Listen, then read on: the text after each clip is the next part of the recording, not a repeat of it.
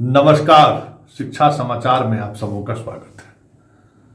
देखिए शिक्षक गण भाई, हम स्पष्टता के तौर पर अपनी बात को रखते हैं। आपको अच्छा लगे, आपको बुरा लगे, आप असहज हों, ये आपकी मर्जी, आपके ऊपर हम छोड़े रहते हैं।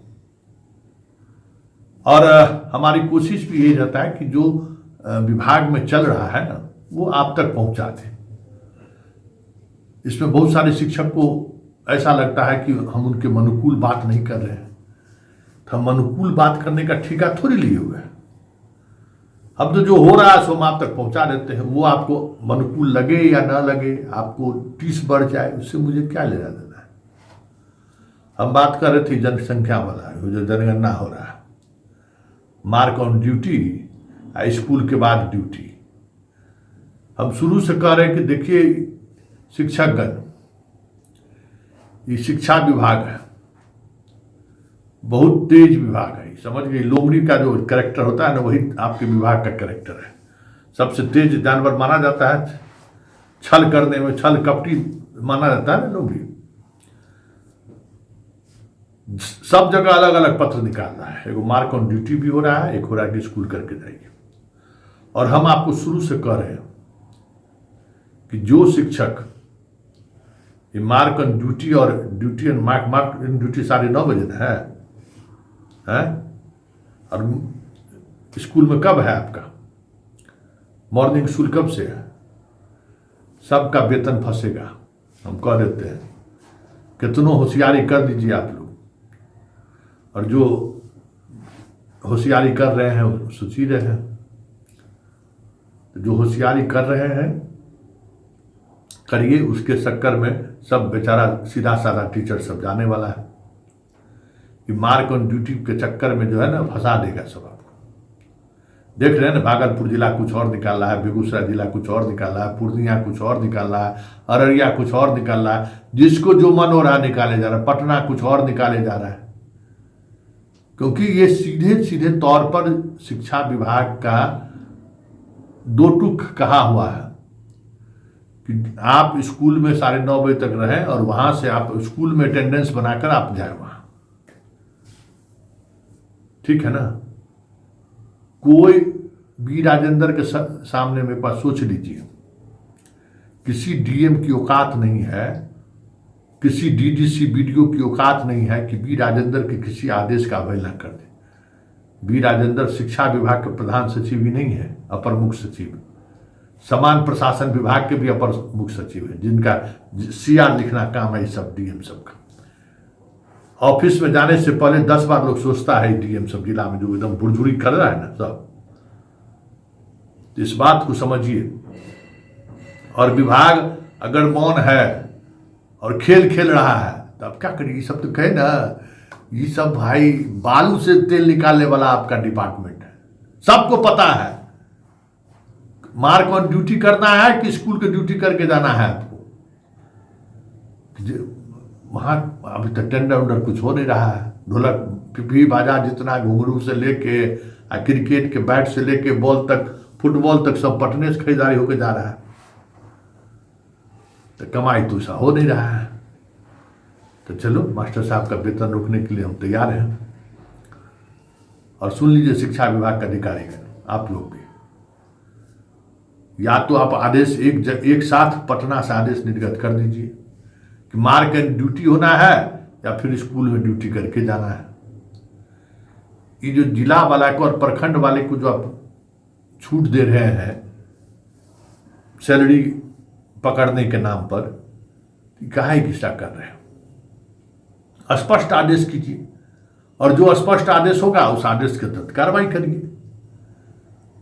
तो दोनों तरफ शिक्षक भी कंफ्यूज है, हम करें तो करें क्या, और विभाग का तो हाल ही बेहाल है।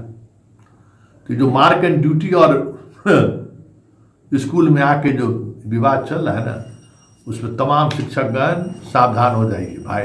कह देते हैं बार बार, इन सब चीज़ों से सतर्कता थोड़ी बरतिए, क्योंकि कहीं भी लंगड़ी मार देगा ये लोग। बहुत चालू चीज़ है ये सब, बहुत बड़ा कलाकार सब है, एकदम बालू से तेल निकालने वाला सब। चलिए शिक्षा समाचार में फिर हम विभाग को याद दिला रहे हैं।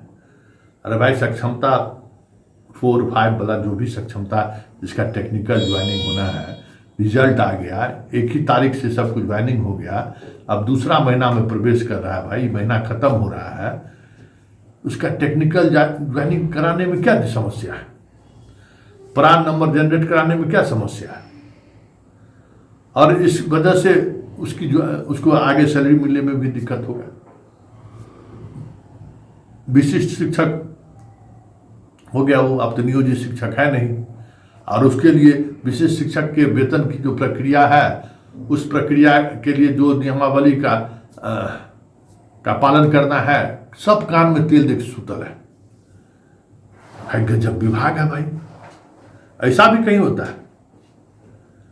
ये भाई टीचर जो लोग विशिष्ट परीक्षा दे के बन गए, उनका कुछ तो ख्याल रखिए भाई, कुछ तो चीजों को देखिए। हो गया भगवान भरोसे, 1 महीना वेतन नहीं मिलेगा तो भाई ये लोग तो शिक्षक लोग का सिर्फ आमदनी बेचने ना है, ट्यूशन पढ़ाने वाला कितना शिक्षक है, और उनको अगर वेतन 1 महीना 2 महीना लेट हो जाए, उसके परिवार का कोई किसी का बच्चा बाहर पढ़ता है, किसी का बच्चा ट्यूशन पढ़ता है, किसी का दूध आता है, सब्जी आता है, सब्जी पूरा परिवार का खर्चा मास्टर साहब के मथे है, और 1 महीना 2 महीना गैप हो जाए तो समझ जाइए कि क्या स्थिति होगी उन लोगों का। अब तो व्यवस्थित सैलरी मिलता है ना, तो काहे उन लोगों को परेशान करते हैं? जो टेक्निकल ज्वाइनिंग की प्रक्रिया है कर लीजिए। और ये आजकल जो कल्याण, सबसे बड़ी बात है कि शिक्षा विभाग वाला में से कई जगह पर जो चार्ज दे दिए हैं कल्याण विभाग का पदाधिकारी या बाकी दूसरे को, लुटेरा सबको हटाइए ना भाई। शिक्षा विभाग का अधिकारी कमी है क्या? रिटायर हुआ तो सब चार्ज लेने के लिए डीएम से मिलकर सब चार्ज ले लिया है और अंधेर गर्दी मचाए हुए हैं। भाई अब तो ट्रांसफर पोस्टिंग होना चाहिए ना, ऐसे जगह जितना जगह रिक्त है सब अंधेर गर्दी मचाए हुए हैं, इसका सोच नहीं सकते हैं, कल्पना नहीं कर सकते। इसलिए इन सब सारी चीज़ों पर गौर करने की जरूरत है। भाई विभाग के टेक्नोलॉजी के ज़माना में, AI के ज़माने में संख्या का कोई मतलब है? 5 लाख 6 लाख आपके पास शिक्षक हैं और 1 करोड़ स्टूडेंट है, उसको रेगुलेट करने के लिए कुछ क्या कहते हैं विश्वकर्मा वाक लाना है क्या? चीज़ें आसानी से संभव है। इस शिक्षा को धीरे धीरे ठीक हुआ ना।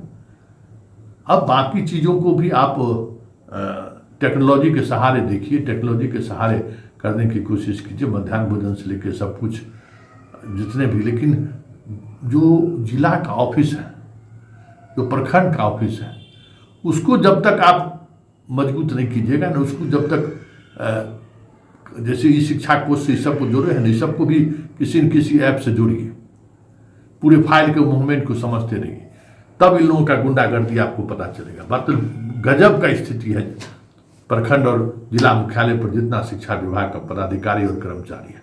कर्मचारी का तो बात ही छोड़िए, राजा है राजा। तो विजिलेंस का नज़र है शिक्षा विभाग पर भी, और गहरा नज़र है। बस कंप्लेन खोज रहा है कि कंप्लेनेंट मिल जाए, जिन लोगों को भी जो है सो समझ में आ जाएगा कि क्या होता है। चलिए फिलहाल शिक्षा विभाग में इतना ही, इजाज़त दीजिए, नमस्कार।